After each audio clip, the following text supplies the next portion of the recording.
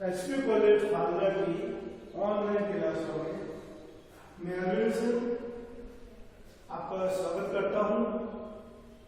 हमने स्नातक स्तर में कला वर्ग में प्रथम वर्ग में हिंदी साहित्य में द्वितीय प्रश्न पत्र प्रारंभ किया। उसमें हमने 19 के आसपास की ऑनलाइन क्लासें पढ़ी थी, जिसमें हमने इकाई पहली गबन उपन्यास जो मुंशी प्रेमचंद द्वारा लिखित कुल 52 अंकों में विभाजित 1931 में प्रकाशित हुआ, उसके बारे में हमने पहले पाठ्यक्रम, कुछ महत्वपूर्ण क्वेश्चन और पहले अंक से लेकर 13वें अंक तक का अध्यापन करवाया। हमने एक परंपरा ग्रहण की थी कि जब भी हम ऑनलाइन कक्षा में अध्यापन करेंगे तो पूर्व ज्ञान बोध करने के लिए जितने भी अंक हमने पहले पढ़े हैं उनका रिवीजन किया जाए। उसी परिपाटी पर, उसी शैली पर हम आज 20वीं कक्षा गबन उपन्यास का 14 अंक पढ़ेंगे। हमने इससे पूर्व की कक्षाओं में देखा कि गबन उपन्यास में जो पहला अंक प्रारंभ होता है वो उत्तर प्रदेश के प्रयाग में भी एक गांव से जुड़ा हुआ है। उस गांव में जमींदार के या मुंशी का काम करने वाले व्यक्ति है दीनदयाल, जो अपने मालिक जमींदार की तरह ही बड़े बेईमान व्यक्ति हैं। अलग अलग तरीके से ऊपरी आय करते हैं। उस आय के सोने के गहने बनवा देते हैं अपनी पत्नी के लिए। छोटा सा परिवार है उनका, लेकिन महत्वाकांक्षा अवश्य है। इसी कारण ये जो ऊपर की कमाई की गई, गरीबों का अत्याचार शोषण किए गए, बेईमानी से जीवन यापन करने के साधन सुविधाओं का उपभोग किया गया, उसी के कारण दीनदयाल और उनकी पत्नी मानकी के 3 लड़कों का जन्म होता है, किंतु वे अति शीघ्र जन्म लेने के उपरांत अकाल मृत्यु को प्राप्त कर लेते हैं। काफी मिन्नतें ईश्वर का आश्रय लिया गया, तब कहीं जाके उनके यहाँ एक पुत्री का जन्म होता है। एक कन्या जन्म लेती है जिसका नामकरण इनके परिवार के द्वारा किया जाता है जालपा। जालपा हमारे गबन उपन्यास की मुख्य नायिका है। परीक्षा के अंदर जब मुख्य परीक्षाएं होती हैं तो जालपा का चरित्र चित्रण अवश्य पूछा जाता है। जालपा का चरित्र समझने के लिए हमें उसके विवाह से पहले का चरित्र, विवाह के उपरांत का चरित्र समझना पड़ेगा। जालपा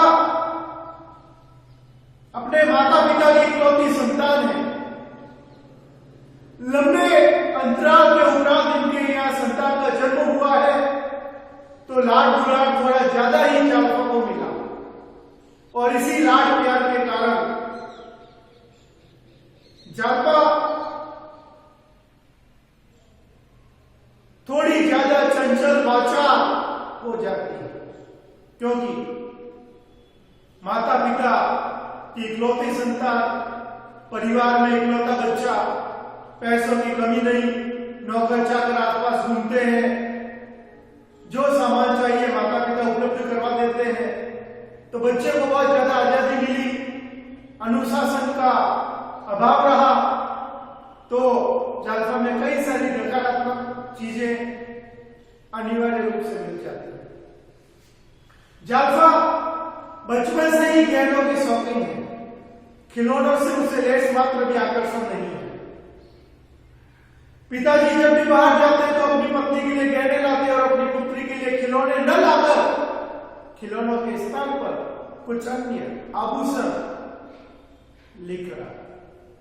जालपा एक बार सावन के महीने में अपनी सहेलियों के साथ राधा बसंती सहजादी सहेलियों के नाम है, इनके साथ झूले खाने का कार्यक्रम कर रही होती है, तब वहां पर एक नकली सामान बेचने वाला बिसाती आता है। बिसाती से जालपा एक नकली चंद्रहार खरीदती है और उसी दिन संयोग की घटना है, उसी दिन आकस्मिक रूप से दीनदयाल अपनी पत्नी मानकी के लिए 600 रुपए का असली सोने का चंद्रहार लेकर आते हैं। जालपा अपने चंद्रहार और माता के चंद्रहार से तुलना करती है। तुलना करने पर जिद करने लगती है कि उसे तो माता मानकी के जैसा चंद्रहार चाहिए। माता पिता द्वारा समझाया जाता है, आश्वासन दिया जाता है उस भोली सी कन्या को कि चंद्रहार विवाह होने में ससुराल पक्ष के द्वारा दिया जाता है। अब जालपा अपने मस्तिष्क में ये स्थायी रूप से भाव बैठा देती है कि उसे चंद्रहार विवाह होने को मिले। अब जालपा इंतजार करती है कि कब उसका विवाह हो और कब उसे चंद्रहार मिले। इधर दीनदयाल के अच्छे मित्र है दयानाथ जी, जो प्रयाग की कचहरी में बाबू का काम करते हैं। उनके परिवार में पत्नी है रामेश्वरी, बड़ा लड़का रमानाथ है जो उच्च शिक्षा ग्रहण कर चुका है। रमानाथ के उपरांत दो छोटे पुत्र हैं, गोपीनाथ और विश्वनाथ। बातों बातों में दयानाथ और दीनदयाल जालपा रमानाथ की सगाई तय कर लेते हैं। सगाई के समय दीनदयाल द्वारा 1000 रुपए टीका तक का अन्य वस्तुएं दे रहे हो। दयानाथ द्वारा चंद्रहार का आभूषण और कुछ अन्य वस्तुएं देना तय हो। कहानी आजादी से शुरू की है जब दहेज लिया और दिया जाता था, किंतु विवाह के समय रमानाथ की लापरवाही, दिखावा, आडंबर, फिजूलखर्ची, रईस दोस्तों की संगत और बुरी आदतों के कारण दयानाथ पर बहुत ज्यादा उधरी हो जाती है, जिसके कारण विवाह के कार्यक्रम में जालपा को चंद्रहार नहीं दे पाते। और ये घटना जालपा को हृदय में बाण की तरह चुभती है। जब जालपा की सहेलियों द्वारा उसी को पता चलता है कि चंद्रहार नहीं दिया गया, तब वो बहुत आहत होती है। इधर उसकी माता मानकी विवाह के समय चंद्रहार पहन के घूमती है, किंतु अपनी पुत्री को, अपनी बालिका को चंद्रहार नहीं देती है। इसी कारण विवाह के समय ही जालपा कसम खा लेती है कि जब तक उसे चंद्रहार नहीं मिलेगा, जब तक वो किसी भी तरह के गहने अथवा आभूषण धारण नहीं करेंगे। विवाह होता है, विवाह के उपरांत पति पत्नी परस्पर प्रेम से रहते हैं। रमानाथ जी को झूठी बातें करना पसंद है। जालपा उसकी बातों से भ्रमित होकर अपने सास और ससुर से कुंठित हो जाती है, मनोविकार पाल लेती है अपने हृदय में। उदारी ज्यादा होने पे दयानाथ द्वारा रमानाथ को कहा जाता है कि आप नौकरी करें। रमानाथ और रामेश्वरी द्वारा दयानाथ पर रिश्वत लेने का दबाव बनाया जाता है, किंतु समाज की डर, बदनामी, भय और मर्यादाओं को देखते हुए ये जो उदारी हो चुकी है रमानाथ के कारण, विवाह के समय भी उसे चुकाना बहुत जरूरी है। और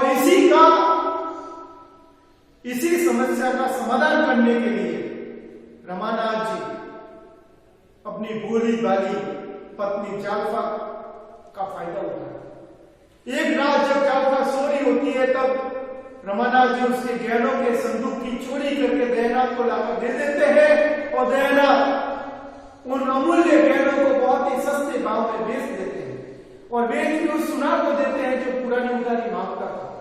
सुनार उन्हें रुपया के हाथ में नहीं देता, पुराने हिसाब में से उन गहने जो चोरी किए गए जालपा के उनमें चुकता कर लेता है।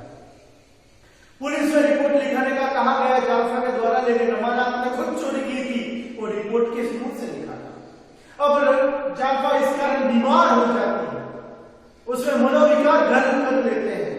बातों ही बातों में वो अपने पति से नाराज होकर उनको धमकियां देती है कि अगर उसे गहने नहीं मिले तो वो घर छोड़ के चली जाएगी। रमानाथ के चरित्र की एक विशेषता यह भी है कि वो अपनी पत्नी से अथाह प्रेम रखता है। इसके कारण वो नौकरी की तलाश करता है और अंत में रमानाथ जी को उनके परम मित्र रमेश बाबू के द्वारा प्रयाग की म्युनिसिपालिटी में बाबूगिरी का काम 30 रुपए वेतन के अंदर मिल भी जाता है। रमानाथ नौकरी करते हुए भी पैसों का अपव्यय करते हैं।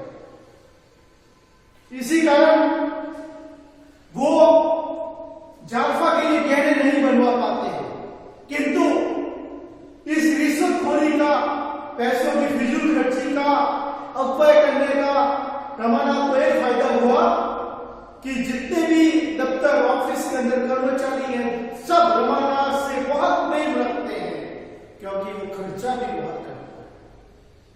रमानाथ जी जब काफी महीनों तक जालफा को गहने बनाकर नहीं देते हैं तो जालफा अपने मन की व्यथा को एक पत्र के माध्यम से अपनी सहेलियों को बताने का प्रयास करते हैं, किंतु पत्र रमानाथ पढ़ लेता है और उसे शर्मिंदगी का अनुभव होता है। इसके लिए वो गंगू सुनार, जो रमेश बाबू के चिर परिचित सुनार है, वहां पर जाता है। रमेश बाबू के नाम का उपयोग करने पर, अपनी सरकारी नौकरी बताने पर गंगू सुनार रमानाथ को उधार के अंदर चंद्रहार बनाकर दे देता है। रमानाथ जी चंद्रहार लेकर अपनी पत्नी को देते हैं, किंतु उसे यह नहीं बताते कि यह चंद्रहार 800 रुपए की उधारी में बना है। जालफा अभी तक परिपक्व नहीं है, दुनियादारी की समझ नहीं है, इसके लिए वो अपने पति द्वारा दिए गए चंद्रहार को सहर्ष स्वीकार कर लेती है, किंतु जालफा को वास्तविकता का ज्ञान नहीं। जालफा चंद्रहार की कसम पूरी होने पर बहुत प्रसन्न हो जाती है, अपने पति की सेवा बड़ी तत्परता से करती है। अपने मन में जो सास और ससुर के लिए कुंठाएं बांध रखी है, रमानाथ जी के कारण वो कुंठाएं वो समाप्त कर लेते हैं। और जब उसे चंद्रहार मिलता है तो वो नवविवाहित कन्या, जो काफी वर्षों तक घर से बाहर नहीं निकली है, वो अब अपने पति के साथ बाहर घूमने के लिए जाती है। रमानाथ और जालफा का व्यवहार उन्मुक्त हो जाता है, स्वतंत्र हो जाता है। कभी वो बगीचे में, कभी घर के बाहर, कभी सिनेमा, कभी खाना खाने, घूमने आना जाना करते रहते हैं। अब उन्हें लोग लाज मर्यादा, समाज की नियमावली, बंधन कुछ नहीं रोक सकते, क्योंकि जालफा की जीवन की जो अदम्य अभिलाषा है, चंद्रहार, वो पूरी हो जाती है। और एक पुरुष होने के नाते रमानाथ में एक अभिमान आ चुका है, क्योंकि अब वो सरकारी नौकरी करता है और उसकी पत्नी भी उसकी बहुत ज्यादा सेवा करती है। रमानाथ अपने पे अभिमानी है, जालफा अपने पति पर अभिमानी है। और आगे क्या होता है वो हम नेक्स्ट क्लास में पढ़ेंगे। आज हमने पढ़ा था गबन उपन्यास का चौथा अंक। इससे पहले हम 13वें अंक को पढ़ चुके थे। हमने कहानी गबन उपन्यास की जो 232 प्रश्नों के आसपास है, कुल 52 अंकों में विभाजित है, पूरी कहानी का रिवीजन कर लिया था।